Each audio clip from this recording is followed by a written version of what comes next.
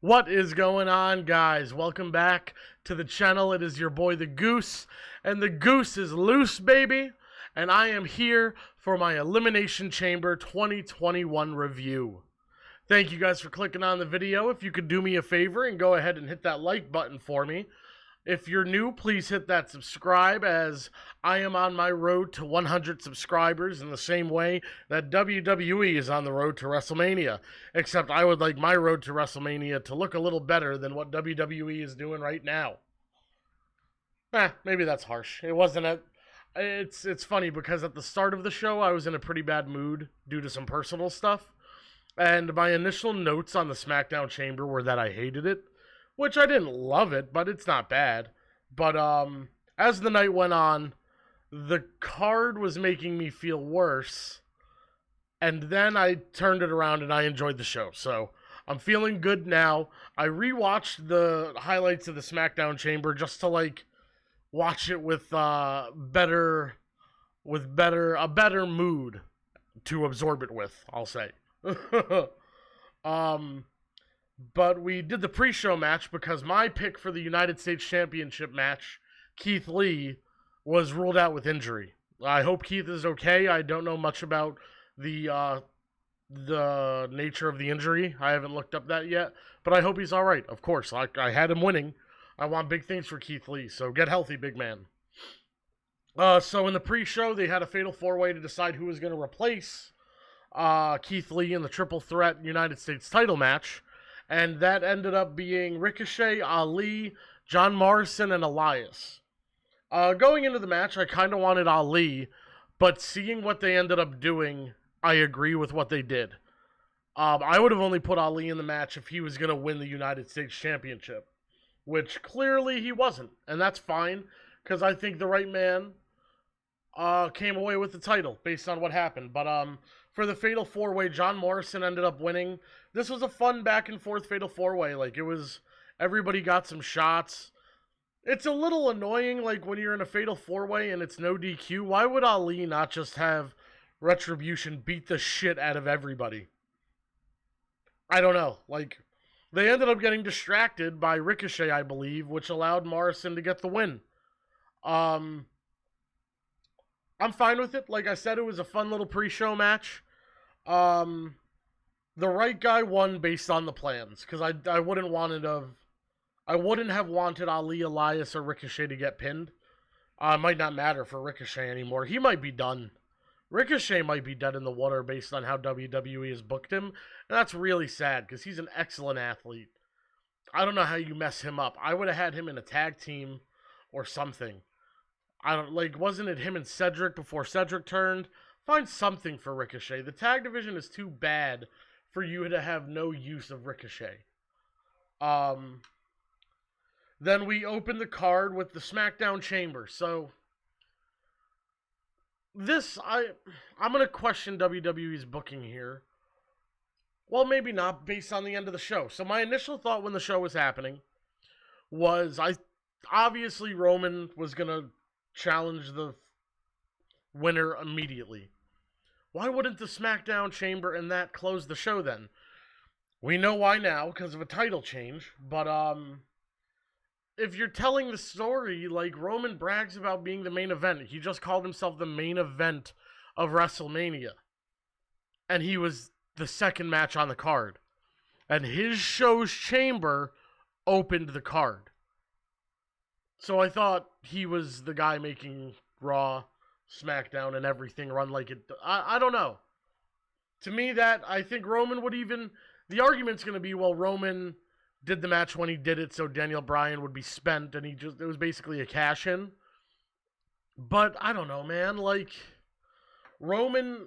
I would have liked for Roman to be you fight me in the main event, because I get the biggest paycheck. Main event gets the biggest paycheck at the end of the night, and that's where I fight. I'll see you in the main event. Daniel Bryan would have then gotten until the main event and still gotten beat. But I get the opportunist of Roman, but I also don't want Roman needing to be an opportunist. He's a badass Samoan. He doesn't need any advantages. And I get it, he's a heel, you're working the angle, but Roman, don't make him a chicken shit heel, man. He can be smart. Yes, of course, but he should be wanting to be the main event of every fucking show he fights on for the money and for the glory and for his family, the things that matter. So there's been many events he has not main evented since he's become Universal Champion, and that is unacceptable. Roman Reigns needs to be the main event of every pay-per-view he's on because he's doing work good enough to deserve that. You need to give him what he deserves, and that's the main event of every show. Because, I'm sorry, the main event, we'll get to the main event. It shouldn't have been the guy it was. But let's get into the chamber. That's my qualms with that part of the storyline. It's whatever. The way it went was fine. This chamber match was fine. I don't think it was great. So Cesaro and Bryan started it off, the favorites. I picked Bryan to win this match, and I was right, which is awesome. Those two, you can have them wrestle any day of the week, and I'll watch it. They're excellent. They're world-class wrestlers. It was a really fun match. Then Corbin comes in and does his I'm an old school heel and I slow everything down kind of shtick. He dominates both. He starts working. Well, Cesaro started working the knee on Bryan, but Corbin goes further with it. I wrote down here, so I have notes in front of me as well. That's why I'm looking down. I wrote down Cesaro looks great, which I could have wrote that every few seconds, and it would have been right. But when Corbin came in, the match really slowed down. I mean, it's the function of a heel, I get it, but it's an Elimination Chamber. This is not a SmackDown match where I want fucking rest holds and knee working. It's an Elimination Chamber. And this match, the biggest thing I heard of this match, other than, one or two spots, this did not need the chamber. It felt like a SmackDown Gauntlet match. I don't know. Jey Uso looks awesome, just sitting in there in the pod intensely. He looks really cool. Let's see. Then Daniel Bryan comes in and he tries to hold the thing closed, but the other side is open, so Cesaro beats the shit out of him. Do I have anything else before the next entrance? Daniel Bryan started doing a cool little spot where he was bouncing Sammy off the ropes and into the chamber. We've seen it before, but it was cool. Then Daniel Bryan dodges a haluva kick on the edge of one of the pods. And then Sammy and Cesaro, I'm not giving like a beat for beat breakdown, by the way, just some of the key stuff. I don't want you to think like, oh, you're missing spots. I'm calling out the moments that stuck out to me that I can remember talking to you now. Like, I'm skipping some notes because this isn't a spot-for-spot breakdown, if you get what I mean. But then the first, and was it the only? No, the first of two big cage segments of the match between Cesaro and Sammy happens, and it was pretty cool. It's pretty cool. Sammy got up top, then Cesaro went up top. They climbed across the top, and of course you're brawling the whole time. Then Cesaro ends up climbing to the top of the chamber to get the leverage over Sammy and like stomps him down to the ground and starts doing pull-ups on the chamber roof. That shit was awesome. Cesaro looked like $1 million tonight. Like, I don't know. There's a lot of worthy people, including the man who looks like he's being positioned for a WWE title run on Raw, but like, shit, send him to NXT. You gotta get a world title on Cesaro. Gotta do it. Maybe putting him on NXT is good because the same fans that watch AEW might want to tune in for a guy like Cesaro because they all want Cesaro, even though he just signed a massive contract. Yeah, Cesaro looks awesome. Then KO and Sammy had a hilarious bit. Kevin Owens comes in, and Sammy's like, come on, they want to destroy us. We got to destroy them. Let's work together. We have history. And then as Kevin turns on him, Sammy keeps going. And I guess since there's no live crowd, the live mics just pick up more. You hear Sammy go, oh my God, what are you doing? It was hilarious. I wrote down, until Kevin Owens got in the ring, the match was just lacking heat. when I say this felt a little SmackDown-ish in terms of quality, that's what I mean. Like, pay-per-view, like, this is the problem with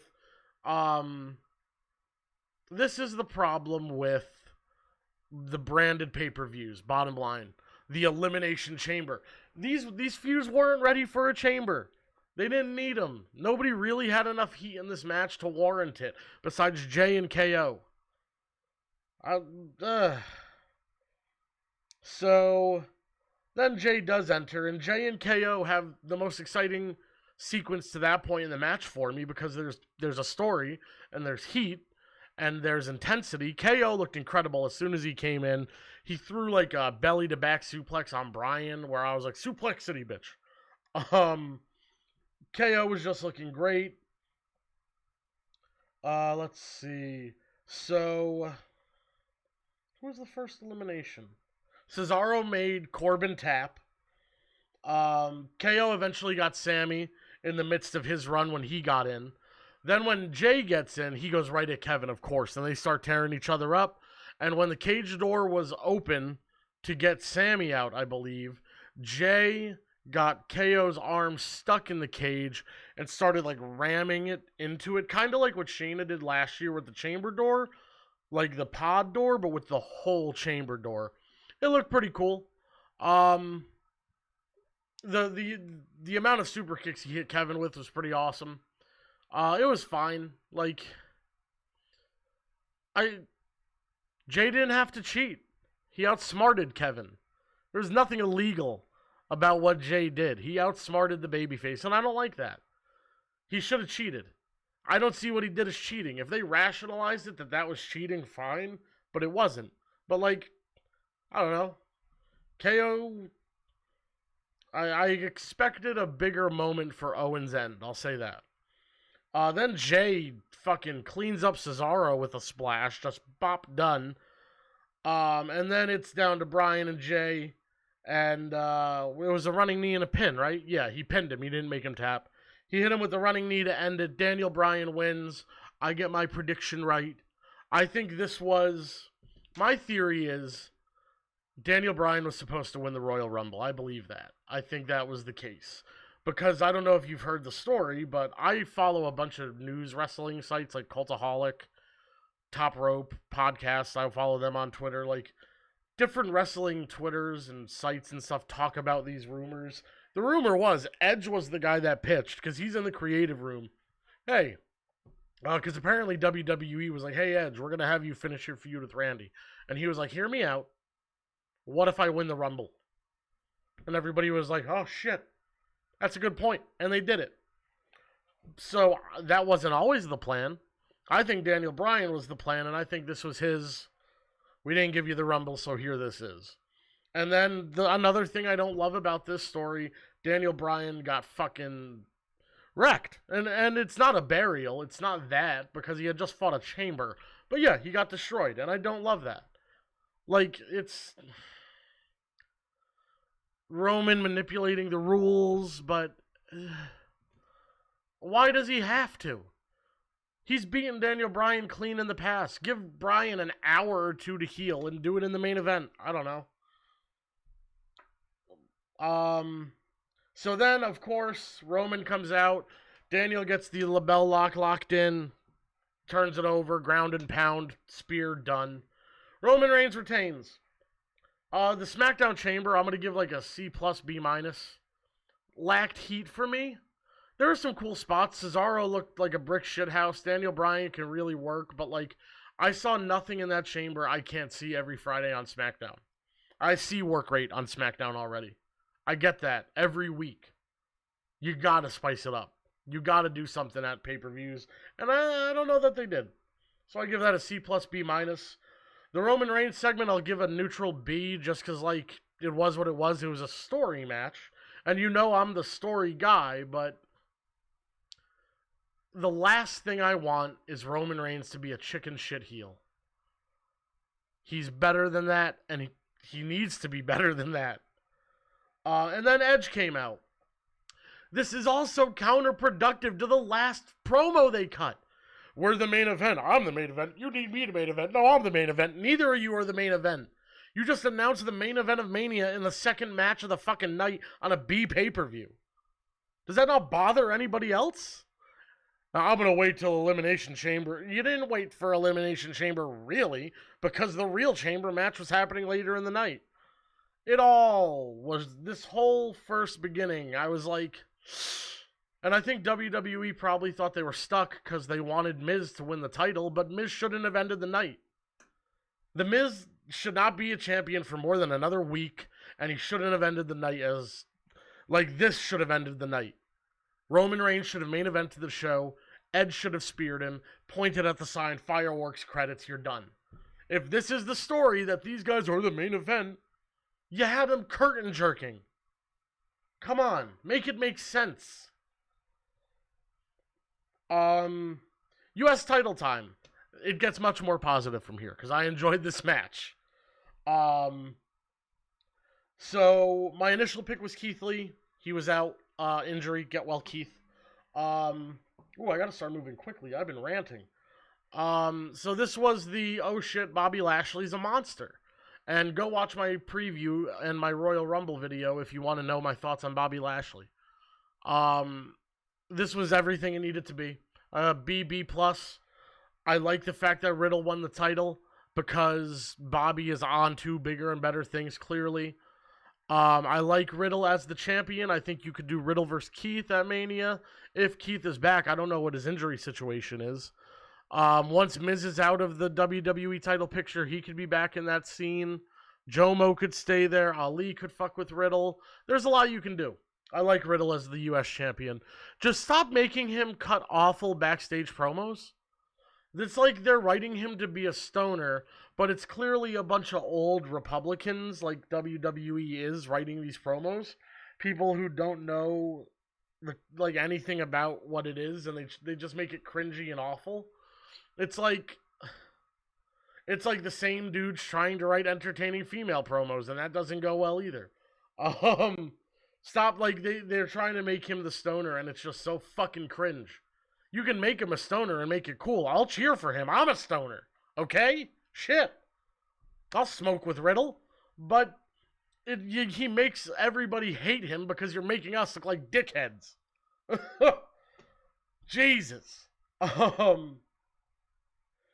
Yeah, but good for Riddle, and now just make him stop acting like a fucking idiot backstage.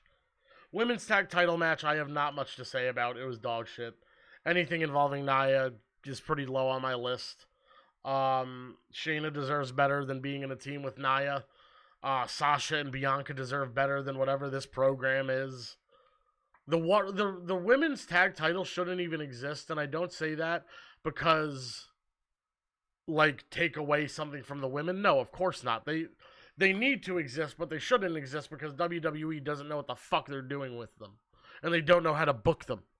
Maybe have women book the women's divisions and the women's tag titles. And maybe then stuff will make sense. I don't know, just a thought. Yeah, this whole thing, I don't know, C-. This was a hodgepodge SmackDown thing again. One thing, I had no idea the sommelier was French. I was going to say a Frenchman. I didn't know he was French with the accent. Yeah, but then him coming out and trying to hand her the bottle. I'm assuming he still works for Carmella, and that's why he screwed her there. This whole little trio thing is like, just... What's happening? I feel like they're going to have Carmella in the triple threat at Mania, just so they don't have to turn Sasha or Bianca. But, like, you can't have them coexist on the same brand with Bianca not wanting to take down Sasha. I tweeted, don't be shocked if they turn Bianca, because everybody would assume they would turn Sasha. And main event time. It was a quick night. WWE Championship Chamber. Did I write down who got who? Yes, I did. Okay. So it's Kofi Kingston, Randy Orton, Sheamus, Jeff Hardy, AJ Styles, and Drew McIntyre. I enjoyed this match more than the SmackDown one. I've seen a different opinion online. Yeah, it started slower, but it really picked up. I enjoyed, like, the final half of this match more than I enjoyed anything about the SmackDown Chamber. So it started off... Where am I? It started off with, boy, I didn't have it here. Maybe Jeff and Randy. So Jeff and Randy started it off. Um, Kofi got in early. I don't have a lot of notes on this. I watched, and I didn't watch it back like I watched the SmackDown one back. But so Kofi rolled up Orton, and Orton was shocked and just started fucking RKOing everybody. And because of that, AJ was like, "Now's my opportunity, Omos, Omos," and he was like, "Get me in there, get me in there." I was like, "What is he about to do?" So then he fucking just ripped the plexiglass of the chamber out so AJ could jump out and run around while Randy left the cage to get in. But AJ didn't pin anybody. He jumped right on them rather than let me pick them up and hit the Styles Clash or let me do a 450. Like he just went for the dumb I'm a heel, so I'm an idiot. I'm gonna pin you even though you've been sitting here for 8 seconds. Well, I'll pin you too. I'm gonna pin everybody as if it's gonna work. That dumb heel spot. Um, but I was enjoying this match. I like Kofi was firing up at times. They did a big fucking clusterfuck where it was like the two on the top rope, three, and then the suplex, and then Kofi came off the top. And I think Sheamus caught Kofi with a brogue kick right around then. And right around here was when this match started to get lit. And Sheamus and Drew were beating the shit out of each other, and I loved it. I love that the punches they were throwing were the opposite of Shane McMahon punches. They kind of looked like they were hitting, and I respect that. Jeff started, like everybody, you know how a chamber works. Everybody gets their spot right before they get cut off, which was Kofi's dive off the top of the pod. That was his moment earlier. And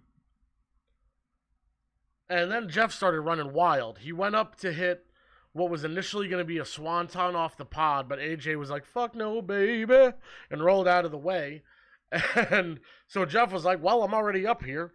Looked out and did a flip right onto Drew and Sheamus. Then Jeff got everybody back inside. He was really building momentum. I think he then hit a swanton on AJ, and as soon as he got up from the swanton, Drew bro kicked the shit out of him, and it was awesome. So Drew gets Jeff then. At that point, they keep brawling, and Sheamus catches Drew with a brogue kick, and I was like, and then rather than letting like prey on the weak guy, AJ jumped Sheamus right away, hit him with the phenomenal forearm, and got him out. Probably would have been smarter to get Drew out first and then Sheamus, since Drew had just eaten a brogue, but AJ wasn't winning. Drew was. So it was down to Drew and AJ, and I believe AJ was going for the phenomenal forearm, and he got claymored out of midair, and that popped me.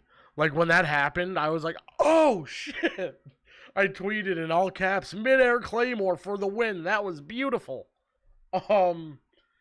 I really enjoyed this match. Like there was a lot. It was fast. It was hard hitting. Started a little slow, but it got a little faster at the end. There was a lot more heat in this match. Like there was a lot more personal relationships in this match. I felt like between Drew and Sheamus, Kofi and Orton, Drew and Orton. Kofi and Sheamus have bar and New Day history. Jeff is old and has fought everybody. AJ's a dick to everybody. I don't know. This match had just more emotion attached and just a little, I don't know, it felt more pay-per-view than the first one. The first one was like a work rate match in a chamber, and this one at least was a hard-hitting match in a chamber. And then the night gets crazy because there was a point, I believe, after the U.S. title match, they showed us MVP talking to The Miz, who was sitting there holding his briefcase.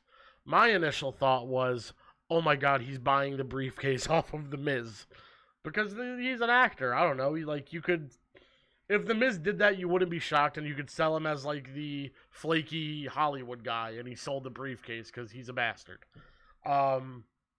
But I think what happened, so as soon as the chamber started going up, I was like, something's happening. And then you saw AJ dip out of the ring quick, and I was like, oh my God. And then Bobby hits the ring, and I'm like, yes, this is what I've been. If you watch my wrestling videos, you know this is what I want. Bobby Lashley on top. Bobby beats the absolute piss out of Drew, leaves him laying in the ring, and when the Miz's music hit, I was like, please still be in a suit and just hand the briefcase to Bobby. He didn't. He cashed in. And the Miz is the WWE champion in 2021.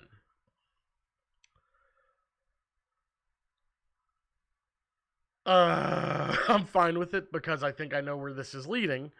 I feel like Bobby had to bribe Miz. Like, well, will beat the shit out of Drew because you can't stop Drew, because nobody can stop Drew, because the way they're booking this man is like he's the fucking Terminator. Let Bobby do it. You'll never be good enough to beat him down. You know this. So Miz probably paid them to have Bobby do that. But what the Hurt Business gets is, I'm assuming, a title match. Either tomorrow night or at Fastlane. But Bobby Lashley will be the WWE champion either at Mania or going into Mania. Book it. He's either winning the belt at Mania or he should be champion going into it. I would have done it where he won it tonight. Have the beatdown happen. Have Miz's music hits. Miz walks out in a suit holding the briefcase. MVP comes out behind him. Miz's music stops. MVP hands an envelope to the Miz. Miz takes the envelope. They shake hands. He hands the briefcase to MVP. MVP walks down the ramp. They cash it in. Bobby Lashley is your WWE champion. That's what I would have done. Because I don't see a ton of value in the Miz as a WWE champion. A few years ago, like the 2016-17, I thought he deserved another run. And it's not that he's not deserving. There are just so many more deserving people on Raw. First and foremost, Bobby Lashley. Overall, guys, I'm going to give this show a C. It felt like a mid-card pay-per-view. It was even, I wouldn't even call it a B pay-per-view. It was like a C pay-per-view. Riddle winning the title was cool, but I don't know, like, don't put a stop on the road to WrestleMania if you don't need a stop. Also, the chamber matches were so weird. Like, SmackDown is getting the chamber winner, or the Rumble winner, Edge. So Raw should get a number one contender chamber match for Mania. That's like, Drew needs an opponent for Mania. I don't think he does anymore because I don't think he'll be champion at Mania. He'll probably be having a grudge match with Sheamus. But this was just a very weird pay-per-view. Why, like, Asuka didn't even get a replacement. I thought Asuka should have defended in the chamber instead of the SmackDown chamber happening at all. But then you say both titles are being defended from SmackDown. I guess. I don't know. Maybe I can't fix it, but I can tell you I didn't like it. I really hope Fastlane is different, but I don't predict it to be. Right now, I'm kind of stale on the road to WrestleMania. The only thing I'm excited about going into Mania is Bobby Lashley. And The Fiend, I'm not going to lie. A lot of people are jumping off the Fiend bandwagon, saying him and the Randy stuff is dying and getting boring. I'll never get bored of The Fiend, or Alexa Bliss. So, I think that'll be sick whenever it happens. I was hoping for something between The Fiend and Randy tonight. I thought Randy wouldn't even make it into the chamber. So I was wrong there. They kind of played a lot of safe cards tonight. Can't say I blame them. Well, shit. What am I talking about? Safe. They put the fucking WWE title on The Miz. That's shocking. Maybe I'm poo-pooing that a little too much. They put the Miz pinned Drew McIntyre. So, you know what? They surprised me. They swerved me. So I'll give them the benefit of the doubt, and I'll start to act a little more positively. Fine. So thank you guys for watching the review. I hope you enjoyed Elimination Chamber a little bit more than I did. I'm trying to do a wrestling Q&A soon. If you have any questions for the Q&A, drop them down below. Please like the video, comment, as well as subscribe if you're new. Goose, out.